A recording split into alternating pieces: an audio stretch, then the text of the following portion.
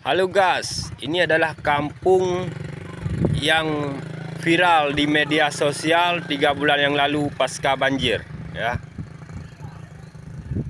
Nah, lihat di sini waktu banjir 3 bulan yang lalu. Ini adalah Desa Gudumba, Kecamatan Langkahan, Kabupaten Aceh Utara, ya. Nah, sekarang rumah-rumah hunian sementara itu sudah dibangun, ya. Ini yang viral di media sosial, di berita-berita TV Malaysia, berita TV Malaysia, TV One, TV Thailand, ya.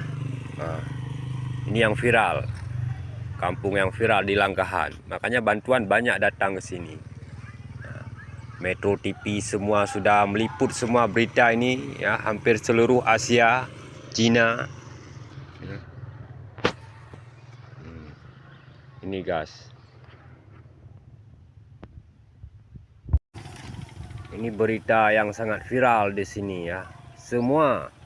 Pokoknya semua salep TikTok, salep elektronik, berita koran semua, ya, keluar berita di kampung ini. Sampai ke Malaysia. Oke guys.